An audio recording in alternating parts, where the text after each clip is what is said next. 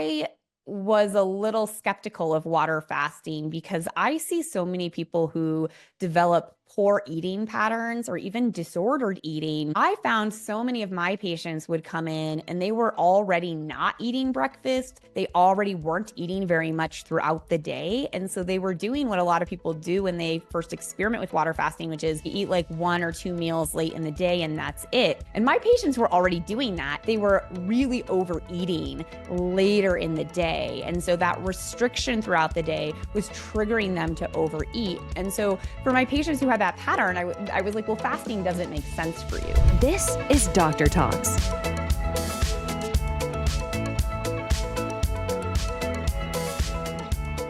Hi, everyone. This is your co-host, Dr. Joseph Anton. Welcome to another amazing episode within our Fasting and Longevity Summit. There's tens of thousands of you watching the summit. Last year, we're at 54,000. This year, we're expecting close to 100,000 people watching this summit. Everyone is interested about longevity. Many are interested about fasting. We decided in this episode to bring one of the experts of weight loss and longevity. Dr.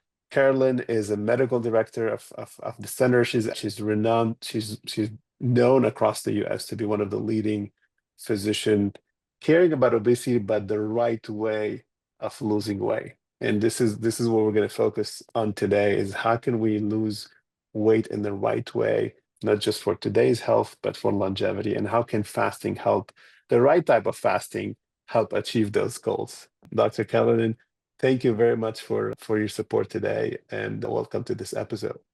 Thanks for having me. I'm really excited to have this conversation, and hopefully we'll shift from just focusing on weight to, like you said, focusing on the right type of weight loss to support people in living longer and living better, which is what my core focus has always been about, is helping people lose weight to live longer and also to just live better, feel better. Yeah. Do you want to introduce yourself a little bit in the background and Sure, your training? yeah. Yes. Yeah. So I'm a family physician by training, and then I'm also board certified in obesity medicine. And my passion for helping people lose weight really came from seeing the effects that excess weight had on people's long-term health, the development of heart disease, the development of diabetes, and the risks for cancer and other diseases. And so for me as a family physician, I wanted to address those root causes. So this was something that was always intertwined with the way I practiced medicine from the beginning, and really there's been an explosion of interest in treating weight in sort of a medical way in recent years, which has been so exciting to see. So I have a podcast on weight and health called the Doctor Francavilla Show. I serve on the Obesity Medicine Association's board of trustees, where I have a leadership role. I train physicians nationwide on how to help people lose weight in a comprehensive and healthy way, and just so excited to be a part of this summit. And I think, again, really focusing on weight in terms of health, not just the number on the scale. Yeah. Well, thank you very much. We in the other episodes, we focus on how fasting can induce rejuvenation of the cell and then a healthy long life. Now we're taking a different approach: is how can fasting actually be good or not good? What's the right type of fasting to lose weight? And weight being or weight, and we're going to talk about weight being more fat preferential rather than muscle, etc. How can that unlock also health and longevity? I think, when you and I went to med school, we thought weight is on the trajectory of diabetes. We never were taught that weight is a precursor for cancer, for Alzheimer's. We call Alzheimer's now diabetes type 3, and other metabolic and long-term, health conditions. So we're going to tackle all this. I would love first to hear from you how you guys, you're experts on obesity, how you approach weight, how you look at the person coming into your clinic and saying, hey, I'd like to lose some weight. They're coming with the traditional idea, and then how you transform that into longevity and the right weight loss. Yeah, I try to take a very comprehensive approach and first understand the patient's goals, but also bring my medical knowledge to what benefits would weight loss have for this person. Sometimes there's not a benefit. Sometimes people are very worried about their weight and they're at a healthy weight and they don't need to lose weight. But for people who do have that criteria of overweight or obesity or a metabolic disease like diabetes, cardiovascular disease, risk factors for cancer, dementia, Those would all be reasons that weight loss often is beneficial to health, particularly fat loss, right? We want to lose that adipose tissue, especially the metabolically adipose tissue that's found more in our belly.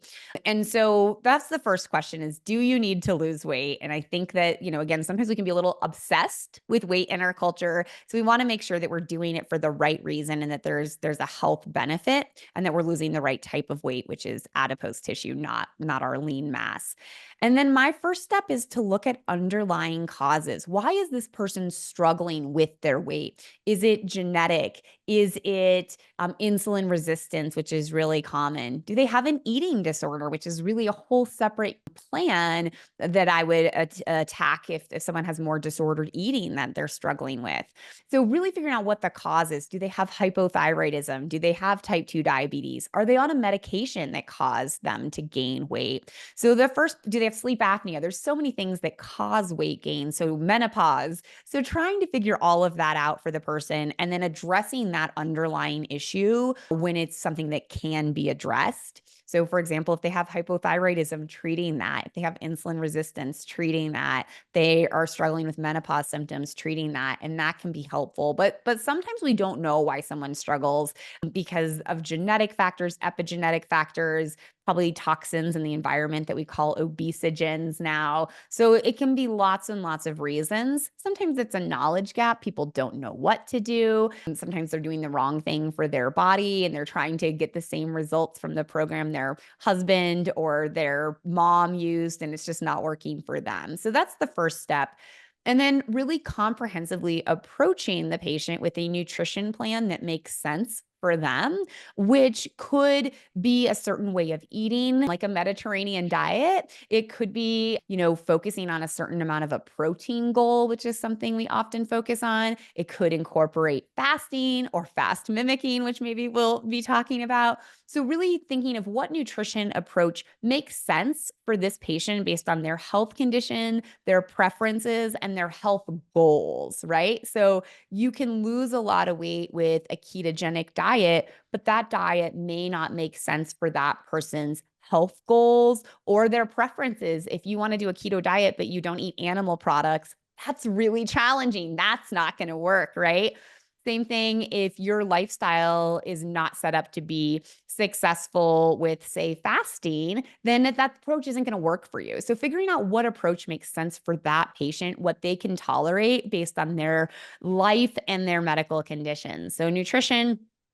Movement is a passion of mine. A lot of people think that they need to exercise in order to lose weight. And I really like to separate that mindset. There's actually not very good data that people lose weight from exercise. It's really hard to do enough exercise to lose weight from it. You'd probably have to exercise several hours a day, which is not a realistic long-term strategy. So we use our other tools to help with weight loss, but exercise is incredibly important to all of our health, regardless of our weight. So when we think about longevity, boy, doing the right types of exercise, or at least doing exercise, is probably the biggest thing, any of us could do to live longer and live better.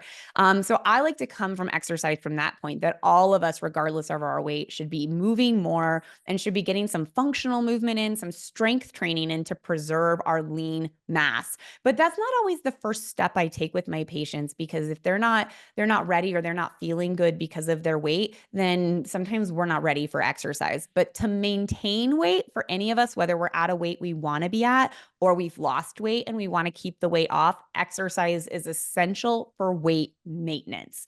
So what we see is that people who lose weight and keep it off are exercising on average an hour a day. And most of them are walking. They're not doing crazy training programs, but they are moving more. So if you lose weight, however you lose it, whether it's through some type of fasting or calorie counting or a combination of things, to keep that weight off, you are going to have to move. And the best thing any of us can do to live longer and live better is to move more. Yes. I mean, this is such an essential point that we also, took a long look at. We study centenarians, people living 100 and beyond. Yeah. And one of the common denominator for them to achieve that age is the movement, right? They don't tell you, well, I typically go 30 minutes to the gym at 6. That's not the description. The description is a description of movement and some strength exercise, right? Whether working a little bit out in the garden, whether moving things in the room, whether walking to church or walking to the synagogue or like whatever that is, but it's an active lifestyle, not artificially active, but it's very active. And this has prompted us to look at, when we do the Prolon trials, we actually just published 2 months ago a new article that we looked at the diabetics, how after doing Prolon, how they behave, and we measured exercise, and basically they're increasing 4 hours of movements per week after Yes. Yeah, Prolon. that fits with other studies. Yeah. It was an amazing result, and I think this is why the success on the long term. A lot of people say, okay, you do the 5-day fasting nutrition with Prolon, but then what happens after? And what happens is that inspiration of, hey, I lost fat, I protected my muscle, I'm a better engine, I'm a better, and they are on the go. And it definitely corroborates with what you're saying, is this is a key factor for people to, I was last week at Google's Zeitgeist. This is like the most closed door meeting they do for the movers and the shakers, and a big session was on exercise and longevity. They actually called in Dr. Walter Longo, Dr. Rhonda Patrick, and Peter Diamandis, and a big discussion there was about moving. And we're living a sedentary life, and then we artificially exercise. And this scripture is what you're helping us understand today, is like it can help you to a certain degree, but just moving and actively kind of. So I wanted to mention this because it's something that we agree with, and we have for pure longevity have specifically tested how many hours of active lifestyle you have after Prolon, and it was just to confirm what you were mentioning. And that's what I see for my patients is once they have, taken charge of nutrition, once they have lost even a small amount of weight, they feel better. And now movement is easier to do. So that's why I always bring up exercise or movement when I first meet with someone. But a lot of times they're not ready to start the plan on day one for movement. But we put out there like, hey, we're going to move towards this in the future because it is so important for maintaining weight and so important to just live longer and live better. And your point about sort of artificial exercise, I'll often tell my patients 100 years ago, no one exercised, right? I mean, you may Yeah, have a few professional athletes, Olympians back then, yeah, but the vast majority of people, we just had to move more. We walked to locations more often. Most families, didn't have two cars if they had a car at all 100 years ago, right? I mean, most people didn't have cars. Even, 70 years ago, people were moving more. We didn't have dishwashers. We had to stand at a sink and wash dishes. We had to hand wash our clothes. We made our own clothes. We made our own meals. We were just moving more in our daily life. Most jobs required movement, right? Now we're much more sedentary and it has a huge impact on our longevity and our weight. And so, yeah, moving more. I'll tell my patients, when we think about aging, it's move it or lose it, right? We yeah. have got to train our bodies when we are younger so that we can live the life we want to when we're 70, 80, 90 years old. And, to your point, when we think about any 90-year-olds that you may have known in your life, one thing that's really clear to me about the people who live and live well in their 90s, they always moved. They walked, they did Tai Chi, they did yoga, they played tennis, they did golf. They had some sort of movement they were doing on a regular basis that is so powerful for aging. Would you help us understand from a scientific standpoint? I mean, muscle becomes an organ of longevity the more we age, right? And why we say that, why it's so important to preserve, because when we're moving, people are thinking, of course, you're burning calories and therefore you lose the weight. But for us, it's also maintaining lean body mass. Why is that so important for weight loss and longevity? Why that's the bridge of both? Yeah, I think there's two sort of main ways I like to think about muscle. There's the actual mass or the amount that you have. And that appears to be protective a little bit in and of itself. There are some people that are just more muscular than others. I don't consider myself a particularly muscular person at baseline, so I will probably have to work harder at this as I age.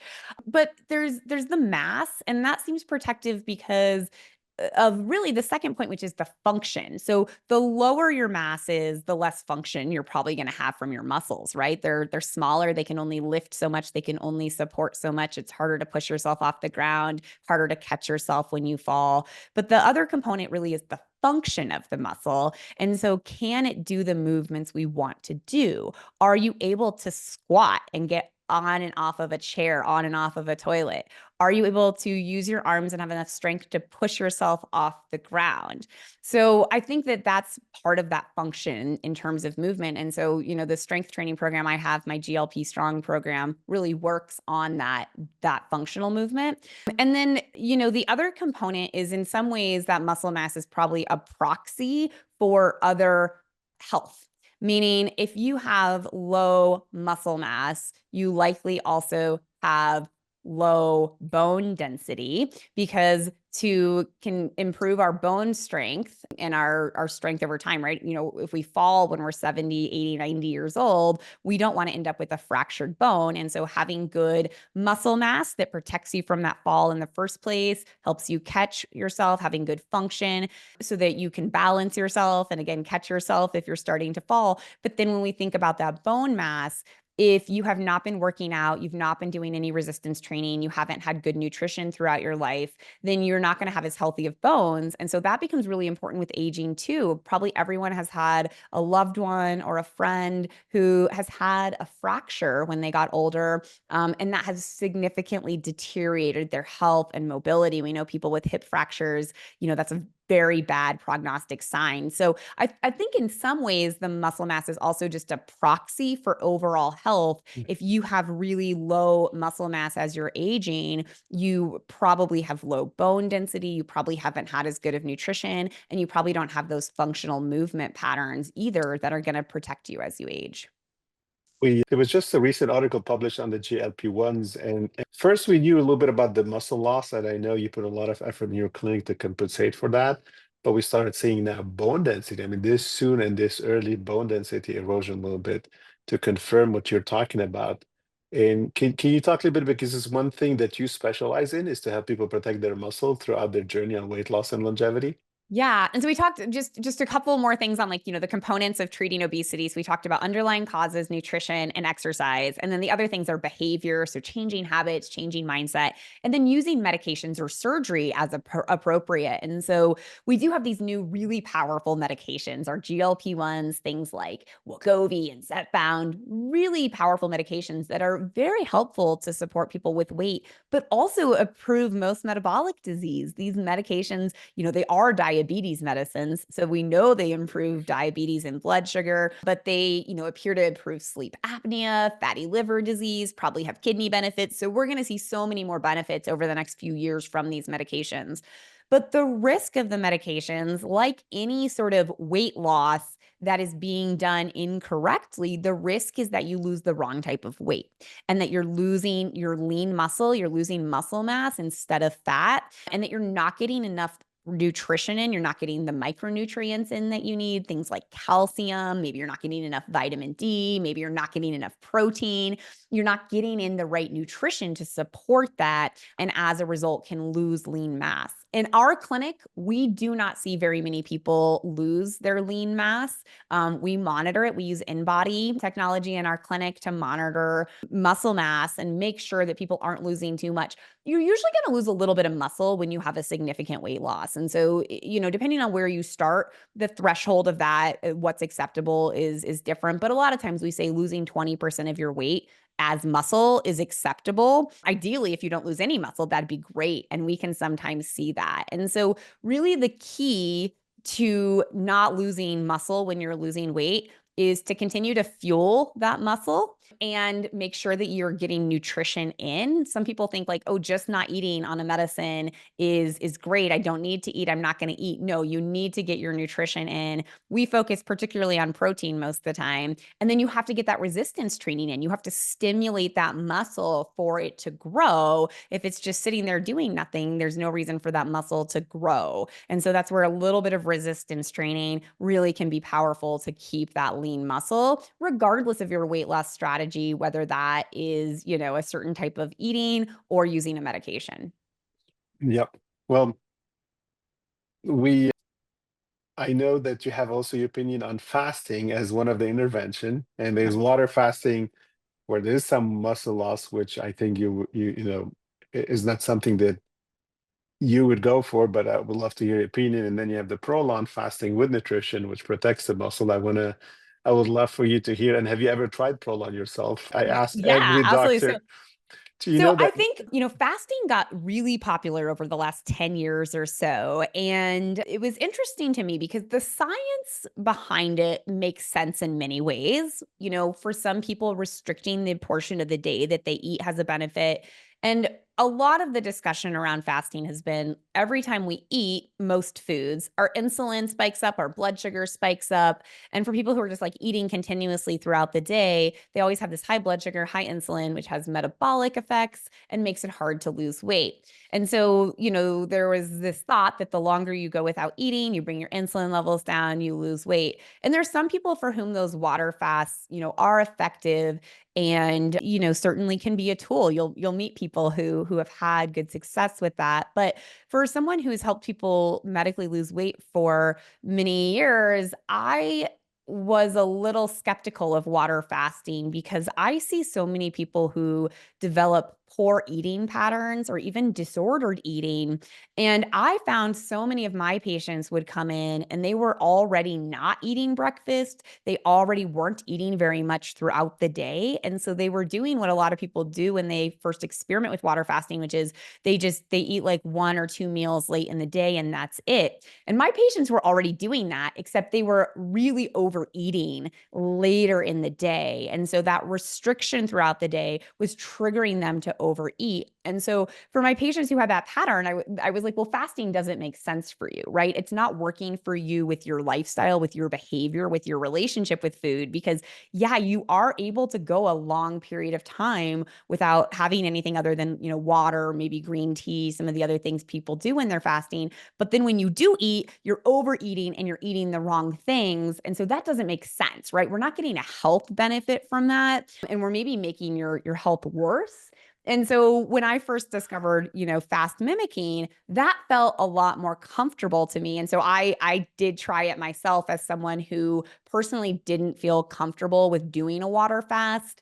I honestly just didn't feel like I would be able to do it. I do personally like to eat more frequently, and I didn't think that water fasting would work with my lifestyle. And I also felt for me that it would mess up my relationship with food and listening to my body about what food it needed, and was likely to trigger me to overeat like it does for many of my patients. And so what I personally liked about Prolon from the behavior side, not even all the wonderful science that you guys have, is that from the behavior and the habit side of things, it works well for most people's lives in that you are still eating something. So you don't have to spend all day stressed about trying to restrict what you're eating. And it is just there for you. And so you get the benefits. And I think you'll probably, tell us even some of those benefits above and beyond fasting. You get the benefits of that smaller eating window, decreasing insulin, the metabolic effects of fasting without the discomfort, or for some people even the true stress on their body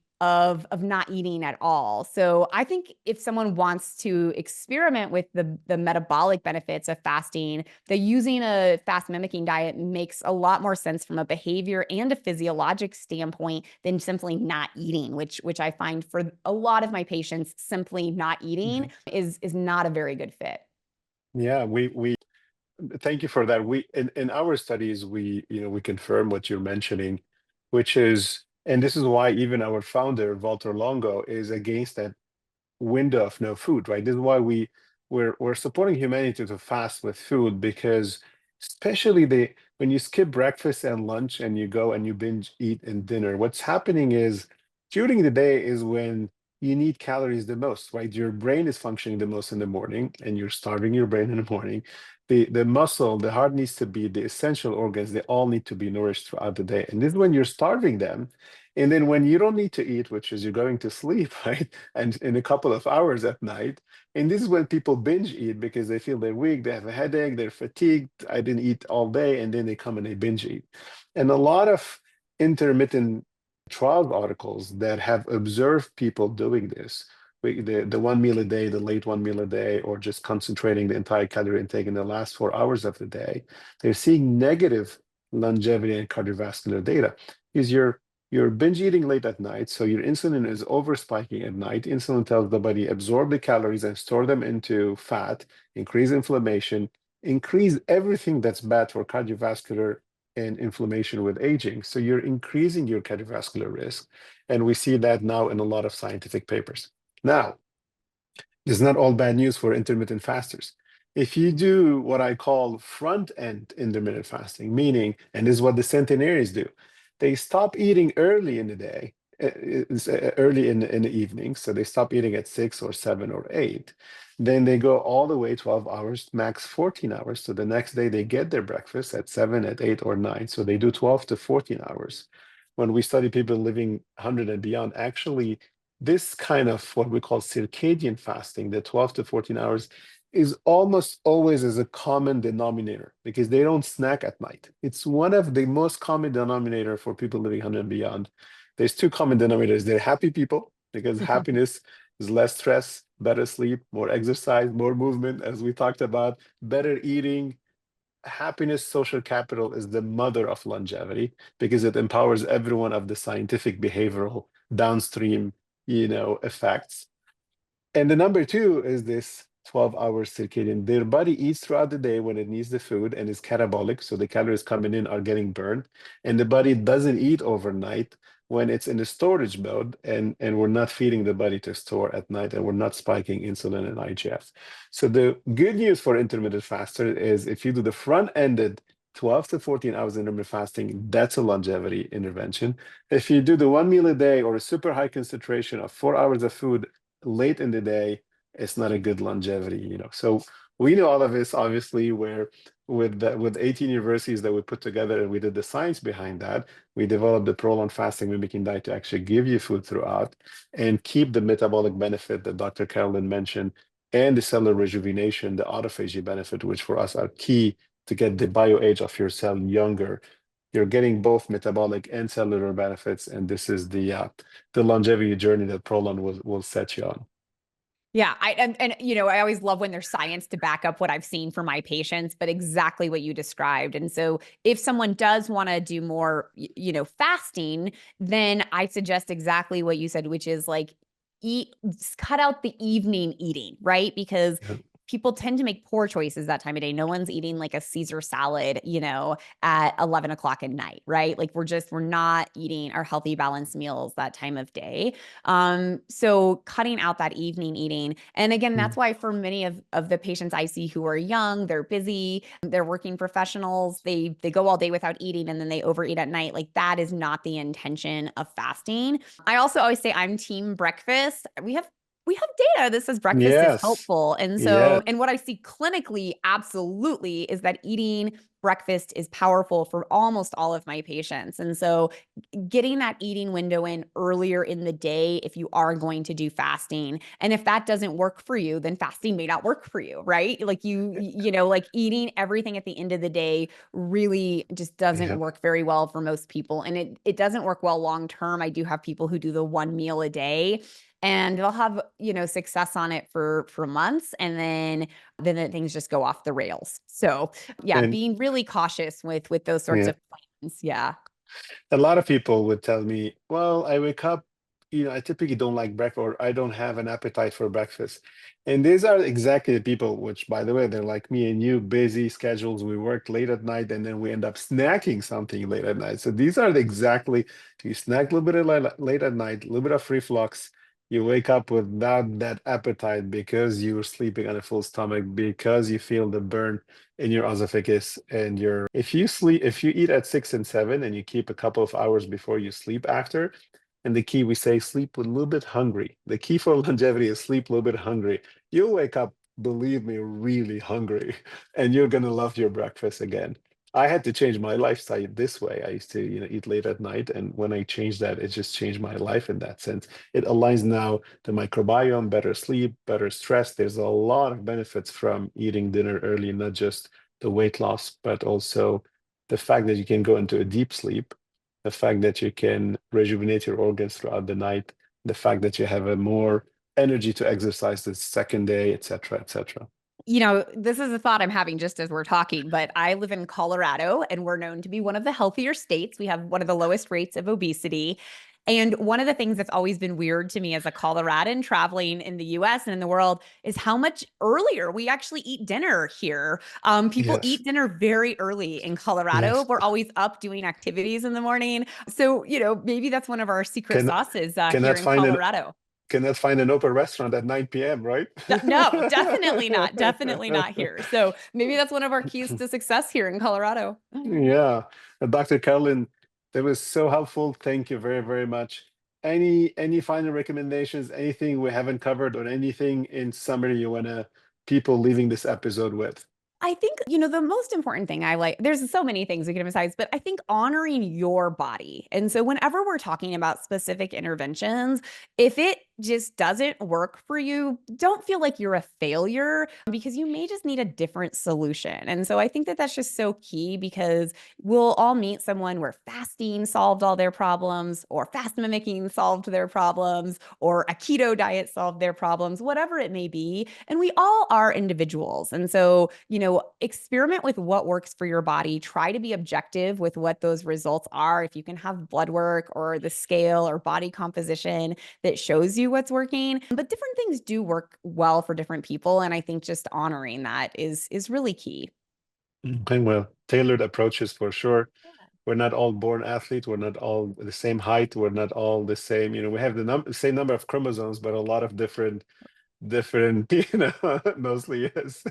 And so tailoring is definitely different. We have different microbiomes, different absorption rates, different genetics, and the way we read our epigenetics. So appreciate you with that final comment. It is true.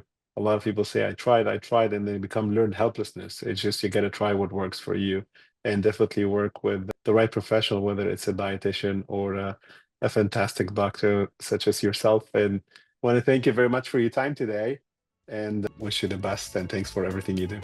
Yeah. Thank you so much for having me. Thank you. Thank you for tuning in to Dr. Talks. We hope today's episode has enlightened and inspired you on your path to optimal health. Each day is a new opportunity to make choices that empower your well-being. For more insights and strategies, subscribe to our podcast and visit our website, www.drtalks.com. Stay connected, stay healthy, and join us next time on Dr. Talks, real talks from real doctors on the issues that matter to you most.